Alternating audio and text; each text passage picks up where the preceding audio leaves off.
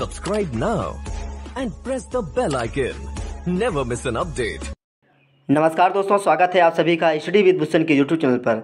अगर आप शिक्षक भर्ती यानी सुपर टेट 2021 की तैयारी कर रहे हैं तो यह हमारा वीडियो आपके लिए बहुत ही हेल्पफुल होने वाला है। हम यहाँ लेकर आए हैं टॉप 50 प्रश्न जो आपके जीवन कौशल, प्रबंधन एवं अभिवृद्धि के होंगे। अगर आप 10 नंबर पक्का करना चाहते हैं तो यह हमारा वीडियो आप ज़रूर देखें, पूरे जोश के साथ आप देखें अंत तक वीडियो को। बढ़ते हैं क्वेश्चन की तरफ। आशा करता हूं कि आप सब लोग अच्छे होंगे और अपने साथ साथ अपने परिवार का भी ख्याल रख रहे होंगे और अपनी तैयारी भी बेहतरीन तरीके से कर रहे होंगे। पहला क्वेश्चन आपके सामने है, बच्चों में नैतिकता विकास के लिए सर्वोत्तम मार्ग है उन्हें धार्मिक पुस्तकें पढ़ाना, शिक्षण का आदर्श रूप में व्यवहार करना, उनका मूल शिक्षा पर मूल्यांकन करना, उन्हें प्रातःकालीन सभा में उपदेश देना। क्वेश्चन ये कह रहा है आपसे, बच्चों में नैतिकता विकास के लिए सर्वोत्तम मार्ग ये आपको बताना है। तो बच्चों में नैतिकता विकास के लिए सर्वोत्तम मार्ग शिक्षण का आदर्श रूप में व्यवहार करना। बिल्कुल सही जवाब आपका ऑप्शन बी होगा। बढ़ेंगे नेक्स्ट क्वेश्चन की ओर। परामर्श का उद्देश्य है बच्चे का समझना, बच्चे की कमियों का पता करना, बच्चे को समायोजन में सहायता प्रदान करना, उपयुक्त में से कोई नहीं। परामर्श का अर्थ होता है मित्रों उपदेश देना, तो किसी चीज़ के बारे में बताना, परामर्श देना ये कहलाता है। तो यहाँ आपसे क्वेश्चन में कह रहा है कि परामर्श का उद्देश्य है, तो ये तीनों आपके परामर्श के उद्देश्य नहीं है। तो आपका सही जवाब ऑप्शन डी होगा, उपयुक्त में से कोई नहीं। बढ़ेंगे नेक्स्ट क्वेश्चन की ओर।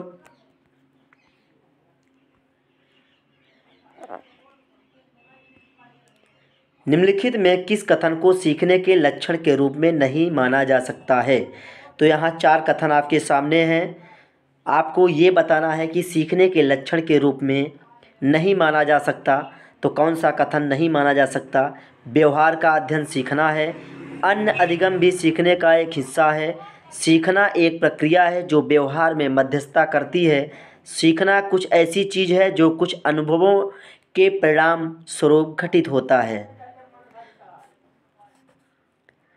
तो आपसे पूछा जा रहा है कि सीखने के लक्षण के रूप में नहीं माना जा सकता, तो सही जवाब आपका ऑप्शन सी होगा। सीखना एक प्रक्रिया है जो व्यवहार में मध्यस्थता करती है, ये इसका सही लक्षण नहीं है। बाकी आपके तीनों सीखने के लक्षण के रूप में सही माना जा सकता है। बढ़ेंगे नेक्स्ट क्वेश्चन की ओर। छोटे शिक्षार्थियों में निम्नलिखित में से कौन सा लक्षण पठन कठिनाई का नहीं है? तो जीवन कौशल एवं प्रबंधन अभिवृत्ति में आप क्वेश्चन को आपको रटना नहीं है, केवल समझना है। क्वेश्चन की भाषा को समझना है तो आंसर आप बहुत आसानी से निकाल सकते हैं। शब्दों और विचारों को समझने में कठिनाई, सुसंगत वर्तनी में कठिनाई, वर्ण एवं शब्द पहचानने में कठिनाई, पठन गति और प्रवाह में कठिनाई। सोच शिक्षार्थियों में निम्नलिखित में से कौन सा लक्षण पठन कठिनाई का नहीं है? क्वेश्चन ध्यान से पढ़ना चाहिए आपको। तो यहाँ नहीं पूछा गया है कि पठन कठिनाई का कौन सा लक्षण नहीं है छोटे विद्यार्थियों में। तो सही जवाब आपका एक ऑप्शन ए होगा, शब्दों और विचारों को समझने में कठिनाई। ये छोटे शिक्षार्थियों में पठन कठिनाई का लक्षण नहीं है। आपका सही जवाब ऑप्शन ए होगा। बढ़ेंगे नेक्स्ट क्वेश्चन की ओर। धर्म विहीन शिक्षा अंततः निरर्थक सिंह होती है, किसका कथन है?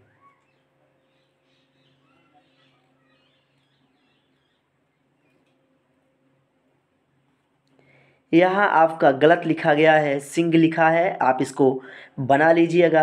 धर्म विहीन शिक्षा अंततः निरर्थक सी होती है, किसका कथन है? महात्मा गांधी का, राधाकृष्णन, जॉन डीवी का, उपयुक्त में से कोई नहीं। तो धर्म विहीन शिक्षा अंततः निरर्थक सी होती है, यह कथन महात्मा गांधी का है। आपका सही जवाब ऑप्शन ए होगा। बढ़ेंगे नेक्स्ट क्वेश्चन की ओर। दंड किस प्रकार का प्रेरक है? नकारात्मक प्रेरक, सकारात्मक प्रेरक, ए और बी दोनों, उपयुक्त में से कोई नहीं। तो दंड जो होता है हमेशा के लिए आप ध्यान रखेंगे कि दंड एक नकारात्मक प्रेरक है। आपका सही जवाब ऑप्शन ए होगा। बढ़ेंगे नेक्स्ट क्वेश्चन की ओर। पुरस्कार का नकारात्मक पक्ष है लालच, ईर्ष्या, द्वेष, उपर्युक्त सभी। तो पुरस्कार का नकारात्मक अगर पक्ष की बात की जाए तो लालच, ईर्ष्या, द्वेष ये सभी नकारात्मक पक्ष के अंतर्गत आते हैं। तो आपका सही जवाब ऑप्शन डी होगा।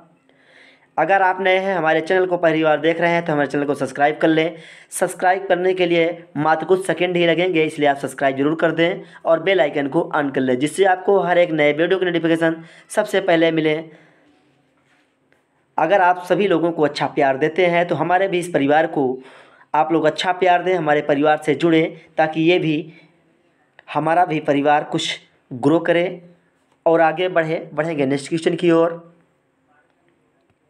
मानव मूल्य के प्रकार हैं 5, 6, 4, इनमें से कोई नहीं।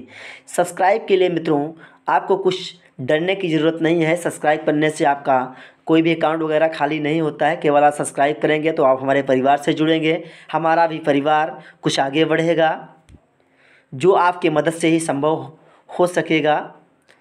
तो मानव मूल्य के प्रकार हैं, तो मानव मूल्य के 5 प्रकार होते हैं। आपका सही जवाब आपका ऑप्शन ए होगा। बढ़ेंगे नेक्स्ट क्वेश्चन की ओर। विद्यालय में शिक्षक का प्रमुख कार्य होता है भाषण देना, बच्चों की देखरेख करना, गृह कार्य जांचना, शिक्षण कार्य आयोजित करना। तो विद्यालय में शिक्षक का प्रमुख कार्य आपसे पूछा जा रहा है क्वेश्चन में, तो आपका सही जवाब ऑप्शन डी होगा, शिक्षण कार्य आयोजित करना। ये शिक्षक का विद्यालय में प्रमुख कार्य होता है।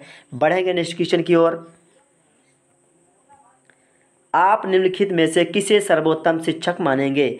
जो कक्षा में कड़ा अनुशासन रखता है, जो मनोरंजक कहानियाँ सुनाता है, जो छात्रों में अंतर्क्रिया को प्रोत्साहित करता है, जो लगातार व्याख्यान देता है। तो आप उसे सर्वोत्तम शिक्षक मानेंगे जो छात्रों में अंतर्क्रिया को प्रोत्साहित करता है, क्योंकि जब आप किसी छात्र को अंतः प्रेरित करेंगे तो पठन क्रिया में अधिक मन लगेगा उसको, और वो अपना रुचि लेगा। बढ़ेंगे नेक्स्ट क्वेश्चन की ओर।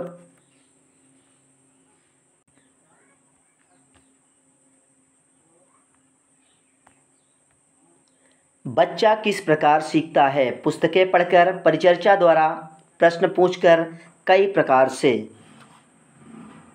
तो भाई बच्चा स्वाभाविक सी बात है कि किसी एक ही चीज़ से नहीं पढ़ेगा कि पुस्तक पढ़कर या परिचर्चा द्वारा सीखेगा। तो बच्चा कई प्रकार से सीख सकता है। तो आपका बिल्कुल सही जवाब होगा ऑप्शन डी। बढ़ेंगे नेक्स्ट क्वेश्चन की ओर। निम्न में सर्वोत्तम कथन कौन सा है? अध्यापन के लिए व्याख्यान विधि का प्रयोग करता है, सदैव प्रदर्शन के माध्यम से सीखता है, विद्यार्थियों को सदैव सीखने के लिए प्रेरित करता है, विद्यार्थियों को सदैव अनुशासन में रखता है। तो सर्वोत्तम यानी सबसे उत्तम कथन आपको बताना है। आपका सही जवाब ऑप्शन सी होगा, विद्यार्थियों को सदैव सीखने के लिए प्रेरित करता है। ये बिल्कुल राइट आंसर होगा। बढ़ेंगे नेक्स्ट क्वेश्चन की ओर। जिस तरह कोरोना से जनजीवन अस्त व्यस्त हुआ है, हमारी आर्थिक व्यवस्था, हमारे देश की आर्थिक व्यवस्था खराब हुई है, तो आप सभी लोग जानते हैं। तो आप लोग बेवजह बिना आवश्यक के घर से बाहर न निकले, कोशिश करिए कि अधिक से अधिक घर में रहें और अपनी तैयारी सुचारू रूप से करते रहें। ईश्वर से प्रार्थना करते हैं कि कोरोना को जल्द से जल्द कोरोना पर विजय प्राप्त की जा सके, इससे हमें निदान मिल सके। शिक्षक को ज्ञान होना चाहिए। अध्यापन विषय का, बाल मनोविज्ञान का, शिक्षा संहिता का, अध्यापन विषय एवं बाल मनोविज्ञान का। तो शिक्षक को अध्यापन विषय एवं बाल मनोविज्ञान का ज्ञान होना बहुत ही ज़रूरी है। अगर आप एक शिक्षक हैं तो आपको अध्यापन विषय एवं बाल मनोविज्ञान का ज्ञान आपके लिए बहुत ही ज़रूरी है। आपका सही जवाब ऑप्शन डी होगा, शिक्षक को अध्यापन विषय एवं बाल मनोविज्ञान का ज्ञान होना चाहिए। बढ़ेंगे नेक्स्ट क्वेश्चन की ओर। शिक्षार्थियों जो पहले सीख चुके हैं उसकी पुनरावृत्ति और प्रत्यास्मरण में शिक्षार्थियों की मदद करना महत्वपूर्ण है, क्योंकि एक बार फिर से क्वेश्चन को पढ़ते हैं ताकि आपको अच्छे से समझ में आ सके। शिक्षार्थी जो पहले सीख चुका है उसकी पुनरावृत्ति और प्रत्यास्मरण में शिक्षार्थियों की मदद करना महत्वपूर्ण है, क्योंकि यह निर्माण लेना कि क्या विद्यार्थी को अगली कक्षा में प्रोन्नत किया जाना चाहिए। सीखने में होने वाली कमियों का निदान और उपचार करना, शिक्षार्थियों की त्रुटियां निकालना।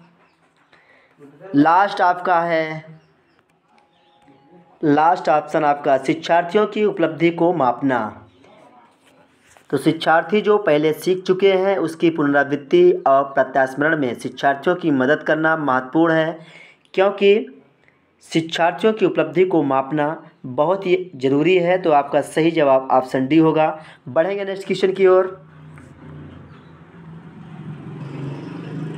निम्न में कौन सा कथन सीखने के बारे में सही है? 4 कथन आपके सामने हैं। सीखने के किसी भी चरण पर सीखना संवेगात्मक कारकों से प्रभावित नहीं होता। सीखना मूल रूप से मानसिक क्रिया है। बच्चों द्वारा दी गई त्रुटियां यह संकेत करती है कि किसी तरह का सीखना नहीं हुआ। सीखना उस वातावरण में प्रभावी होता है जो संवेगात्मक रूप से सकारात्मक हो और शिक्षार्थियों को संतुष्ट करने वाला हो। तो कौन सा कथन सीखने के बारे में सही है? तो राइट आंसर आपका डी होगा। सीखना उस वातावरण में प्रभावी होता है जो संवेगात्मक रूप से सकारात्मक हो और शिक्षार्थियों को संतुष्ट करने वाला हो। बढ़ेंगे नेक्स्ट क्वेश्चन की ओर। नेतृत्व वह व्यवहारगत गुण है जिससे वह अन्य व्यक्तियों या उनकी क्रियाओं को निर्देशित करता है। किसका कथन है? नेतृत्व यानी किसी चीज़ को सलाह देना या किसी कार्य में आगे बढ़ना, वो आपका नेतृत्व करना कहलाता है। तो नेतृत्व वह गुण Chester Barnard, Louis Elon, Mahatma Gandhi उपरोक्त में से कोई नहीं। तो नेतृत्व वह व्यवहारगत गुण है जिसे वह अन्य व्यक्तियों या उनकी क्रियाओं को निर्देशित करता है। तो यह कथन महात्मा गांधी का है। आपका राइट आंसर ऑप्शन सी होगा। बढ़ेंगे नेक्स्ट क्वेश्चन की ओर। दंड की प्रकृति कैसी होनी चाहिए? बालक के अनुरूप, शिक्षक के अनुरूप, कार्य के अनुरूप, उपयुक्त में से कोई नहीं। तो दंड की प्रकृति बालक के अनुरूप होनी चाहिए। आपका राइट आंसर ऑप्शन ए होगा। बढ़ेंगे नेक्स्ट क्वेश्चन की ओर। भारतीय संविधान की प्रस्तावना में निम्न में किस स्वतंत्रता का वर्णन नहीं है? विचार की स्वतंत्रता, विचार प्रकट करने की स्वतंत्रता, विश्वास की स्वतंत्रता, आर्थिक स्वतंत्रता।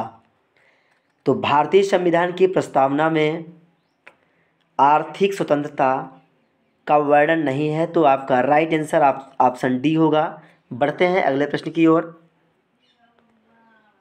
पुरस्कार का महत्व है लक्ष्य प्राप्ति हेतु उत्तरदायित्व की भावना का विकास, स्वस्थ प्रतिस्पर्धा, उपयुक्त सभी। तो पुरस्कार का महत्व लक्ष्य प्राप्ति हेतु, उत्तरदायित्व की भावना का विकास करने हेतु, स्वस्थ प्रतिस्पर्धा, तो इन सभी के लिए जरूरी है। तो आपका राइट आंसर डी होगा।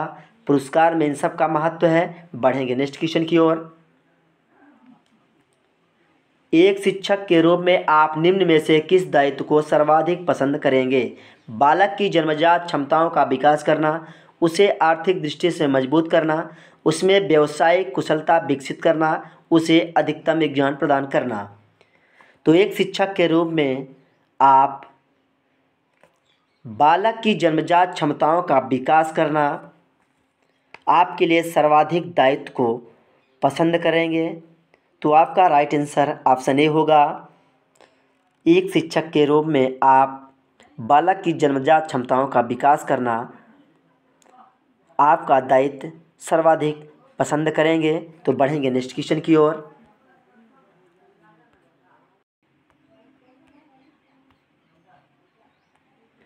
प्रायः शिक्षार्थियों की त्रुटियां ... यानी खाली स्थान की ओर संकेत करती है। वे कैसे सीखते हैं? शिक्षार्थियों का सामाजिक आर्थिक स्तर, यांत्रिक अभ्यास की आवश्यकता, सीखने की अनुपस्थिति। तो प्रायः शिक्षार्थियों की त्रुटियां यांत्रिक अभ्यास की आवश्यकता की ओर संकेत करती हैं। तो बिल्कुल आपका राइट आंसर ऑप्शन सी होगा। बढ़ेंगे नेक्स्ट क्वेश्चन की ओर। कक्षा कक्ष का वातावरण होना चाहिए शांत, शोरगुल से भरा, अनुशासन से पूर्ण, मित्रतापूर्ण।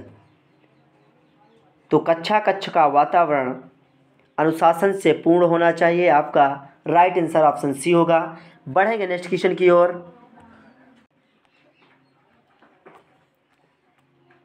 दंड देने से पहले किस विषय में सोचना चाहिए? अपराध की मात्रा, अपराध के कारण, ए और बी दोनों, उपयुक्त में से कोई नहीं। तो दंड देने से पहले अपराध की मात्रा, अपराध के कारण, यानी आपका सही जवाब ए और बी दोनों होगा। ऑप्शन सी राइट आंसर होगा। दंड देने से पहले अपराध की मात्रा, अपराध के कारण के बारे में सोचना चाहिए। मैं अपनी तरफ से पूरी कोशिश करता हूं आपको समझाने में। अगर कोई त्रुटि रह जाती है तो आप अपनी राय कमेंट बॉक्स में ज़रूर दें, क्योंकि मित्रों हर कोई हर विषय में ज्ञाता नहीं होता, ये बात आप भी जानते हैं। बढ़ेंगे अगले प्रश्न की ओर।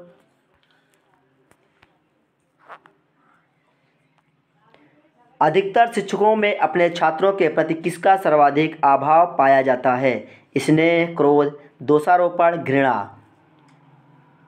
तो अधिकतर शिक्षकों में अपने छात्रों के प्रति घृणा सर्वाधिक अभाव पाया जाता है। राइट आंसर आपका ऑप्शन डी होगा। बढ़ेंगे नेक्स्ट क्वेश्चन की ओर। नेतृत्व का कार्य है कार्य योजना बनाना, कार्य उद्देश्य निर्धारित करना, छात्र समस्याओं का अध्ययन निवारण करना, उपयुक्त सभी। तो नेतृत्व का कार्य है कार्य योजना बनाना, कार्य उद्देश्य निर्धारित करना, छात्र समस्याओं का अध्ययन तथा निवारण करना। आपको राइट आंसर ऑप्शन डी होगा। बढ़ेंगे नेक्स्ट क्वेश्चन की ओर। आपकी कक्षा में एक बच्चा रोज आपको परेशान करने के लिए अप्रशासनिक प्रश्न पूछता है, आप क्या करेंगे? प्रधानाचार्य से शिकायत करेंगे, उसे डांटेंगे, उससे बातचीत करेंगे, उसके माता पिता से शिकायत करेंगे। अगर आपकी कक्षा में एक बच्चा रोज़ आपको परेशान करे या अप्रासंगिक प्रश्न पूछे तो आपको क्या करना चाहिए? तो आपको उससे बातचीत करना चाहिए। आपका सही जवाब ऑप्शन सी होगा। उससे बातचीत करें, उसकी समस्या को समझें। बढ़ेंगे नेक्स्ट क्वेश्चन की ओर। बच्चों को सीखने हेतु प्रेरित करने के लिए शिक्षक को बढ़ावा देना चाहिए। प्रतिस्पर्धा, कक्षा में प्रथम आने वाले बच्चे को पुरस्कृत करके, सीखने हेतु उचित स्थिति और वातावरण का सृजन, कक्षा में प्रतिभाशाली बच्चों की प्रशंसा करके।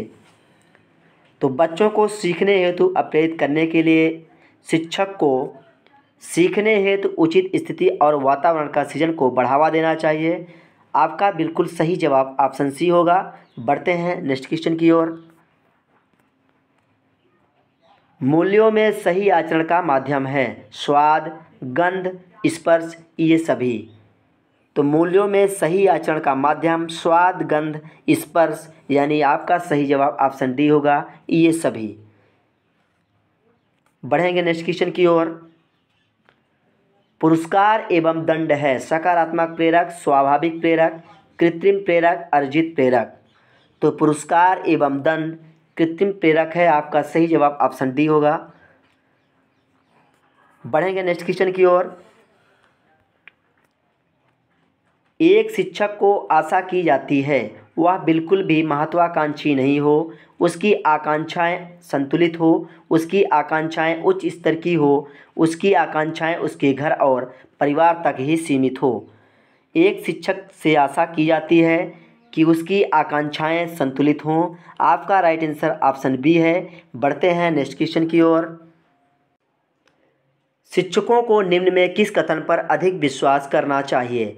सभी छात्रों को विद्यालय में समान अधिकार मिलने चाहिए, छात्रों को शिक्षा के अलावा और किसी और ध्यान नहीं देना चाहिए, छात्रों को अपने बाह्य व्यक्तित्व पर ध्यान नहीं देना चाहिए, शिक्षकों को अपने बाह्य व्यक्तित्व पर ध्यान नहीं देना चाहिए। तो शिक्षकों को निम्न में से किस कथन पर अधिक विश्वास करना चाहिए, ये है क्वेश्चन आपका। तो राइट आंसर आपका ऑप्शन ए होगा। सभी छात्रों को विद्यालय में समान अधिकार मिलने चाहिए, इस पर शिक्षक को अधिक विश्वास करना चाहिए। तो यह कथन आपका बिल्कुल सही जवाब ऑप्शन ए है। बढ़ते हैं नेक्स्ट क्वेश्चन की ओर।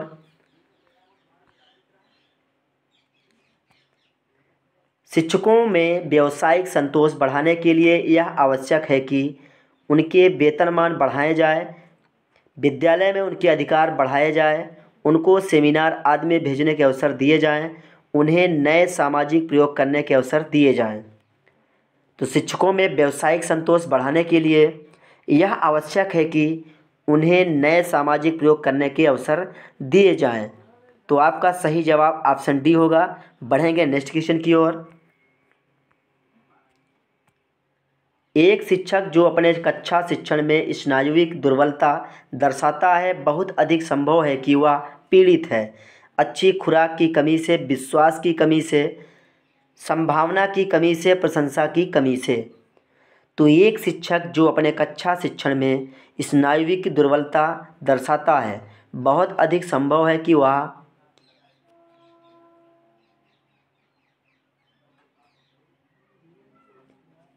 विश्वास की कमी से बहुत अधिक पीड़ित है। आपका सही जवाब ऑप्शन सी है। बढ़ेंगे नेक्स्ट क्वेश्चन की ओर। विद्यालयों में सबसे अधिक महत्व किस पर दिया जाना चाहिए? परंपरागत मूल्यों पर, विज्ञान पर, सामाजिक व्यवहार पर, आर्थिक आत्मनिर्भरता पर। तो विद्यालयों में सबसे अधिक महत्व विज्ञान पर दिया जाना चाहिए। आपका सटीक आंसर ऑप्शन बी होगा। बढ़ेंगे नेक्स्ट क्वेश्चन की ओर। शिक्षण व्यवसाय में महिलाओं की अधिकता क्यों है? ये बच्चों के साथ अधिक धैर्यपूर्वक व्यवहार करती हैं, उनके लिए दूसरे व्यवसायों में अवसरों की कमी है, वे कम वेतन पर भी काम करने को तैयार रहती हैं, इस व्यवसाय से कम योग्यता की आवश्यकता है। तो शिक्षण व्यवसाय में महिलाओं की अधिकता इसलिए होती है क्योंकि ये बच्चों के साथ अधिक धैर्यपूर्वक व्यवहार करती हैं। तो आपका सही जवाब ऑप्शन ए है। बढ़ेंगे नेक्स्ट क्वेश्चन की ओर।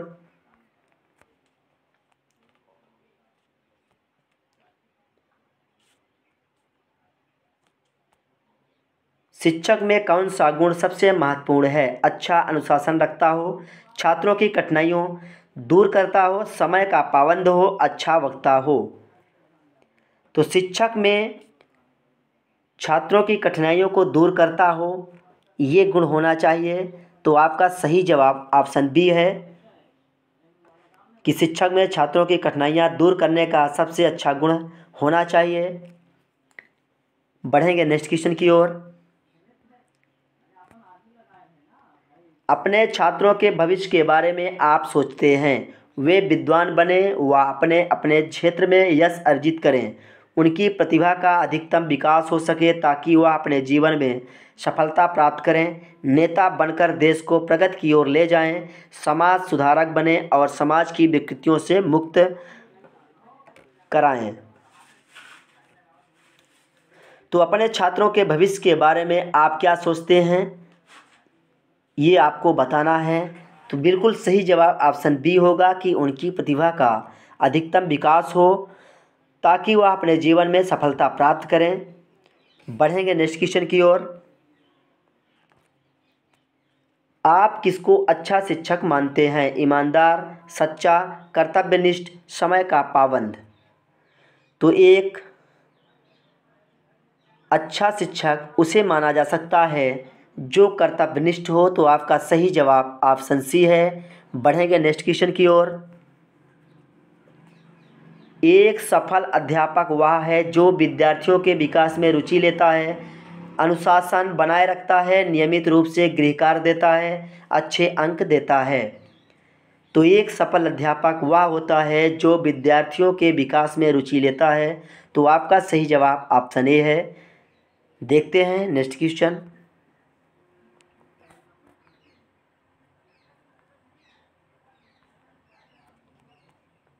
छात्र निम्न में किस लक्षण के कारण शिक्षक को सर्वाधिक नापसंद करते हैं? श्यामपट्ट पर खराब लिखावट, विषय की अज्ञानता, पक्षतापूर्ण व्यवहार, कक्षा में देर से आना। पक्षतापूर्ण व्यवहार यानी पक्षपातपूर्ण व्यवहार। तो छात्र निम्न में से किस लक्षण के कारण शिक्षक को सर्वाधिक नापसंद करेंगे? तो जाहिर सी बात है कि अगर आप पक्षपातपूर्ण व्यवहार करते हैं तो ये छात्र शिक्षक को सर्वाधिक नापसंद करेंगे, तो आपका सही जवाब ऑप्शन सी है। बढ़ेंगे नेक्स्ट क्वेश्चन की ओर। एक शिक्षण विधि में 2 या अधिक शिक्षक सहयोग पूर्वक विषयों की योजना बनाते हैं तथा सदैव विद्यार्थियों पर इसके प्रभाव का मूल्यांकन आवर्ती रूप से करते हैं। यह विधि है श्रव्य दृश्य प्रशिक्षण, टोली शिक्षण, दृश्य शिक्षण, वैयक्तिक शिक्षण। अगर एक शिक्षण विधि में 2 या अधिक शिक्षक सहयोग पूर्वक विषयों की योजना बनाते हैं तथा सदैव विद्यार्थियों पर इसके प्रभाव का मूल्यांकन आवर्ती रूप से करते हैं, तो यह विधि टोली शिक्षण विधि होती है। आपका सही जवाब ऑप्शन बी होगा। बढ़ेंगे नेक्स्ट क्वेश्चन की ओर।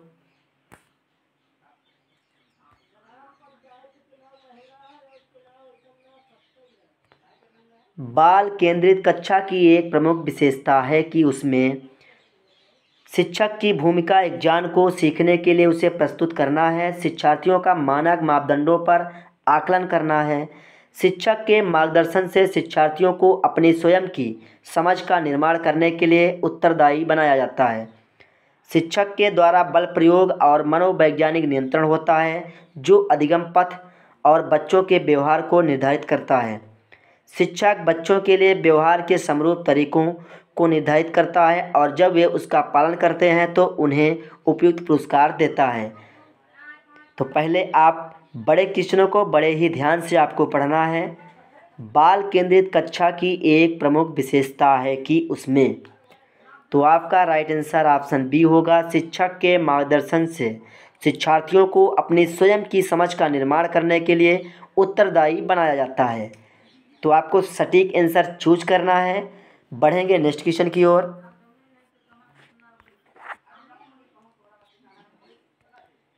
अधिगमकर्ता केंद्रित विधि का आशय है वे विधियां जहां अधिगम में अधिगमकर्ता की अपनी पहल तथा प्रयास सम्मिलित होते हैं। उन विधियों को अपनाना जिनमें शिक्षक मुख्य कर्ता या पात्र होता है। शिक्षक अधिगमकर्ता के लिए स्वयं निष्कर्ष निकाल देते हैं। परंपरागत व्याख्यात्मक विधियां, तो अधिगमकर्ता केंद्रित विधि का आशय यह होता है कि जो विधियां जहां अधिगम में अधिगमकर्ता की अपनी पहल तथा प्रयास सम्मिलित होते हैं, तो बिल्कुल आपका सटीक आंसर ऑप्शन ए है। बढ़ेंगे नेक्स्ट क्वेश्चन की ओर।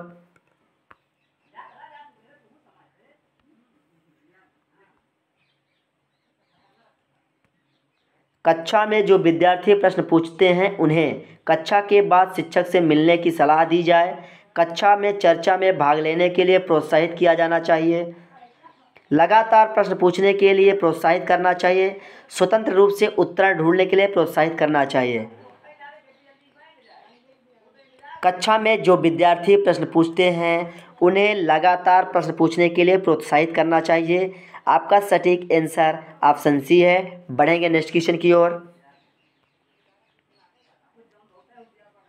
कक्षा में विद्यार्थियों की रुचि बनाए रखने के लिए एक शिक्षक को उचित है श्यामपट्ट का प्रयोग करना, चर्चा करना, कहानी कहना, प्रश्न पूछना। तो कक्षा में विद्यार्थियों की रुचि बनाए रखने के लिए एक शिक्षक को जरूरी है कि प्रश्न पूछना। तो आपका बिल्कुल सटीक आंसर ऑप्शन डी होगा। बढ़ेंगे नेक्स्ट क्वेश्चन की ओर। निम्न में कौन सा संकेत बच्चों में दृष्टिबाधिता की समस्या सूचित नहीं करता? दिशा निर्देशन के अनुसरण में समस्या, उदासी, ठोकर लगने पर भय, दूरी मापने में असमर्थता। राइट आंसर आपका ऑप्शन ए होगा। दिशा निर्देशन के अनुसरण में समस्या, यह संकेत बच्चों में दृष्टिबाधिता की समस्या सूचित नहीं करता है। तो आपका राइट आंसर ऑप्शन ए होगा। बढ़ेंगे नेक्स्ट क्वेश्चन की ओर। बाकी आपके ये तीनों ऑप्शन, दूरी मापने में असमर्थता और ठोकर लगने पर भय, उदासी, ये सभी दृष्टिबाधिता की समस्या को सूचित करते हैं। एक प्रभावशाली शिक्षार्थी, खाली स्थान आपको बताना है क्या भरा जाएगा। बहिर्मुखी है, बहुत परिश्रमी है, अभिसारी चिंतक है या अपसारी चिंतक। तो एक प्रभावशाली शिक्षार्थी अपसारी चिंतक होता है। खाली स्थान में आपका अपसारी चिंतक भरा जाएगा। एक प्रभावशाली शिक्षार्थी अपसारी चिंतक है। आपका सटीक आंसर ऑप्शन डी होगा। देखते हैं अगला क्वेश्चन। उपचारात्मक विधि का प्रयोग जिनके लिए किया जाता है वे हैं सामान्य बच्चे, समस्यात्मक बच्चे, सामान्य तथा समस्यात्मक बच्चे, प्रतिभाशाली बच्चे।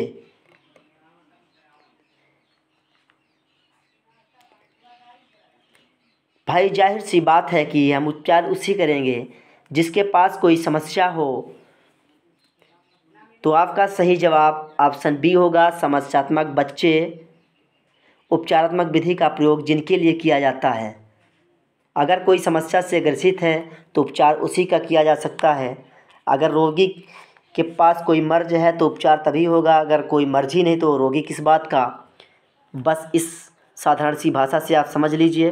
बढ़ते हैं अगले प्रश्न की ओर। निम्न में कौन सा प्रश्नावली विधि का दोष नहीं है? अच्छे प्रश्न बनाना एक कठिन कार्य है। इस विधि से अनेक व्यक्तियों के विचार जाने जा सकते हैं। हो सकता है कि सम्मिलित प्रश्न सुनियोजित ना हो सकता है कि लोग प्रश्नों के उत्तर देने में रुचि न रखते हों। तो प्रश्नावली विधि का दोष नहीं है, तो राइट आंसर आपका ऑप्शन बी होगा। इस विधि से अनेक व्यक्तियों के विचार जाने जा सकते हैं, ये एक दोष नहीं है। तो आपका सही जवाब ऑप्शन बी है। बढ़ेंगे नेक्स्ट क्वेश्चन की ओर। कक्षा 3 के विद्यार्थियों के लिए निम्न में शिक्षण का सबसे अच्छा तरीका कौन सा होगा? प्रयोगशाला विधि, समूह वार्तालाप, व्याख्यान विधि, सृजनात्मक क्रियाकलाप। तो कक्षा 3 के विद्यार्थियों के लिए शिक्षण का सबसे अच्छा तरीका सृजनात्मक क्रियाकलाप है। तो आपका बिल्कुल सटीक आंसर इस क्वेश्चन का ऑप्शन डी होगा। बढ़ते हैं नेक्स्ट क्वेश्चन की ओर। प्रेरणा कार्य को आरंभ करने, जारी रखने और नियमित करने की प्रक्रिया है। यह कथन किसका है? गुड का है, क्रच एवं क्रचफील्ड का, एवरिल का, लावेल का। तो प्रेरणा कार्य को आरंभ करने या जारी रखने और नियमित करने की प्रक्रिया, यह कथन गुड का है। तो आपका इस क्वेश्चन का सही जवाब ऑप्शन ए होगा। बढ़ेंगे नेक्स्ट क्वेश्चन की ओर। व्यक्ति का जन्मजात प्रेरक है आदत, प्रशंसा, भूख, मनोरंजन। तो व्यक्ति का भूख जन्मजात प्रेरक है, तो इस प्रश्न का ऑप्शन सी सटीक आंसर होगा। बढ़ेंगे नेक्स्ट क्वेश्चन की ओर। बालकों के सीखने में प्रेरणा को किस रूप में उपयोगी माना जाता है? बालकों के व्यक्तित्व का आदर, पुरस्कार एवं दंड, प्रशंसा एवं भर्त्सना, इनमें से सभी। बालकों के सीखने में प्रेरणा को पुरस्कार एवं दंड के रूप में उपयोगी माना जाता है। तो इस क्वेश्चन का ऑप्शन बी राइट आंसर होगा। बढ़ेंगे नेक्स्ट क्वेश्चन की ओर। विद्यालय जाने से पूर्व बच्चों को प्रेरणा कहाँ से मिलती है? घर, परिवार, समाज, राज्य, इनमें से कोई नहीं। तो विद्यालय जाने से पूर्व बच्चों को प्रेरणा घर एवं परिवार से मिलती है। तो इस प्रश्न का ऑप्शन ए सटीक आंसर होगा। बढ़ेंगे नेक्स्ट क्वेश्चन की ओर।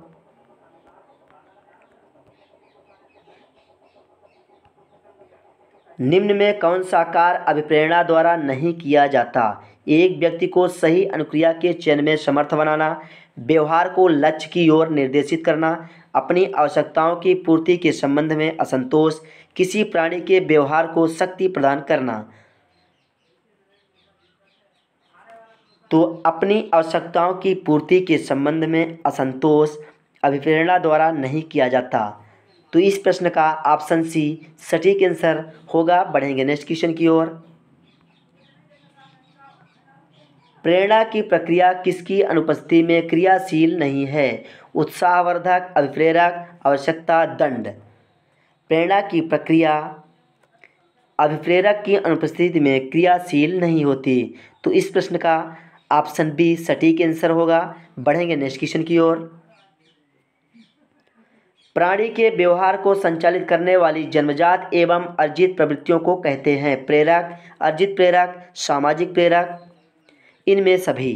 तो प्राणी के व्यवहार को संचालित करने वाली जन्मजात एवं अर्जित प्रवृत्तियों को प्रेरक कहते हैं। तो इस प्रश्न का ऑप्शन ए बिल्कुल सटीक आंसर होगा। बढ़ेंगे नेक्स्ट क्वेश्चन की ओर। शिक्षक का महत्वपूर्ण उद्देश्य यह होना चाहिए कि वह छात्रों को स्वस्थ आदतें व अच्छी परंपराओं को विश्वास दे सकें। अपनी व्यवसाय के प्रति पूर्ण रूप से ईमानदार बने रहने की प्रेरणा दे सकें। सामाजिक राष्ट्रीय कार्यक्रमों में भाग लेने को प्रेरित करें, सच्चे अर्थों में मानव बना सकें। तो शिक्षक का महत्वपूर्ण उद्देश्य यह होना चाहिए कि वह छात्रों को सच्चे अर्थों में मानव बना सके। तो आपका इस प्रश्न का सही एवं सटीक उत्तर ऑप्शन डी होगा। बढ़ेंगे नेक्स्ट क्वेश्चन की ओर।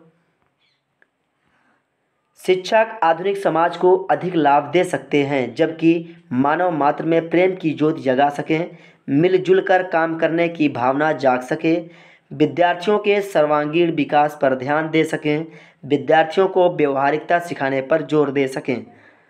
तो शिक्षक आधुनिक समाज को अधिक लाभ दे सकते हैं, जबकि विद्यार्थियों के सर्वांगीण विकास पर ध्यान दे सकें। तो इस प्रश्न का ऑप्शन सी सटीक आंसर होगा। बढ़ेंगे नेक्स्ट क्वेश्चन की ओर। किस प्रकार के शिक्षकों के साथ संबंध नहीं रखना चाहिए? जो अधिक खर्चीले स्वभाव के हों, जो अधिक प्रभावपूर्ण तरीके से पढ़ाते हों, जो मिलना जुलना पसंद ना करते हों, जो शिक्षा में नवीन परिवर्तनों का पक्ष लेते हों। तो जो मिलना जुलना पसंद ना करते हों, तो इस प्रकार के शिक्षकों के साथ संबंध नहीं रखना चाहिए। तो यह ऑप्शन सी आपका इस प्रश्न का सही जवाब होगा। तो इस तरह आपके 50 क्वेश्चन पूरे होते हैं। आशा करता हूँ कि वीडियो आपको पसंद आई होगी। अगर वीडियो आपको पसंद आती है तो वीडियो को लाइक करें, अपने मित्रों के साथ शेयर करें। मिलेंगे नेक्स्ट वीडियो में। Thank you for watching.